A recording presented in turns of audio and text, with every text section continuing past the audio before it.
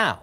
Joining me now is Democratic Congressman, a member of the House Judiciary Committee, Ted Lieu of Florida. Congressman, thanks so much for being with us. Let me get your reaction, I guess, to two things. Number one, the fact that this gunman had 10 rifles, had purchased 10 rifles legally within the last year.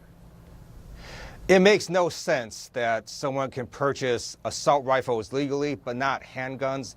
It also makes no sense that the shooter could not have purchased a beer legally, but could still have purchased all these assault rifles. And that's why we need to have gun reform. I think we're seeing an inflection point in American politics with the Parkland students speaking out, with the silent majority of Americans now saying enough is enough. We need to have some common sense gun safety measures. So the White House this morning put out a statement saying that the president is supportive of some changes in background checks. Specifically, he spoke to Senator John Cornyn of Texas, who'd put forth legislation before the new year that gets rid of some of loopholes or prosecutes people who do not obey the background check procedure appropriately. This had to do with Sutherland Springs and the fact that the killer there, of course, had been discharged from the military, had a history of domestic abuse, but people did not report it to the background check system. Would you support those efforts? Did you vote for that legislation when it came up in the House? I've supported every gun reform measure that has come before me. The problem is, in the House of Representatives, Speaker Ryan won't let us even have a debate on this issue, let alone a vote on any of the gun measures. And by the way, I'll believe the White House when I see it, because they said the same thing about banning bump stocks after the Los shooting. That has gone nowhere so far. But you would be willing to work with them if they came back and said, look, bump stocks, we'll give it to you. Background checks, as far as John Cornyn would go, trying to close some of those loopholes, we'll give it to you. It may not be everything you want, but it's something. Is that a starting point? Absolutely. I would start with banning bump stocks, the background checks. Those are low-hanging fruit. I think we can get that done. But keep in mind, the Republicans in the Senate and the House have shut down debate on this issue and not even let us take votes on it. At the very least, let us have a vote and we'll get some stuff done.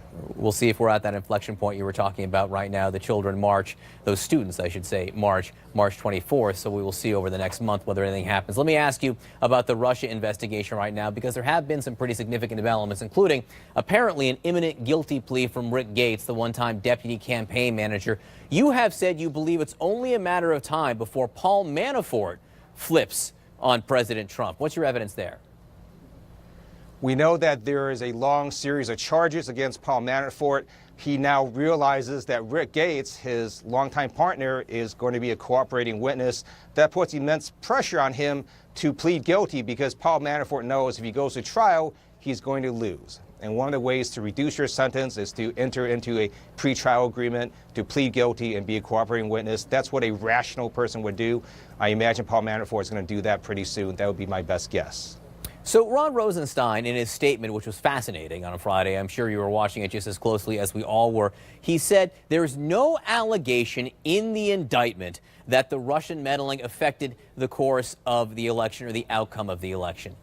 As you sit here, and you've been a part of this investigation in the House Judiciary Committee, do you think that the Russian meddling affected the outcome? It's hard to quantify what that effect is. What we know is Russia engaged in a very sophisticated, massive attack on our democracy in 2016. How did that affect voters in these swing states? Hard to quantify, but we know it did have influence. We just don't know how it influenced voters. And we want to make sure that this doesn't happen again. And I have to tell you that today, more than 6 months after the bipartisan congressional sanctions law on Russia, President Trump has still refused to implement them. The indictment says clearly that ultimately that those Russians, the 13 indicted and the 3 corporations, they wanted to help elect Donald Trump. Do you think they did help elect Donald Trump? I do. I think they helped elect Donald Trump, and they also helped hurt other campaigns. How do you quantify that? That's hard to know. But clearly you can't say there was no effect, because they were very sophisticated in how they targeted voters and tried to get people to vote for Donald Trump, show up at rallies, and to spread social media favorable to Donald Trump and unfavorable to other campaigns. Congressman, you can be quite engaging on Twitter and social media. What do you make of how the president has chosen to engage on social media these last 3 days from Mar-a-Lago, lashing out at General McMaster for not saying, talking about the outcome of the election, talking about Adam Schiff, talking about Oprah, talking about Russia meddling, saying he always said the Russians meddled? As a former prosecutor, I was trained to recognize consciousness of guilt, which is basically what would a guilty person do that an innocent person wouldn't. And one of those things is lash out at a lot of other people, mislead, lie. If there was nothing to the Russian collusion story, why does he keep talking about it and keep bringing it up? An innocent person would let the investigation go forward instead of trying to obstruct it at every turn. Congressman Ted Lieu from California, a happy President's Day. Hope you're enjoying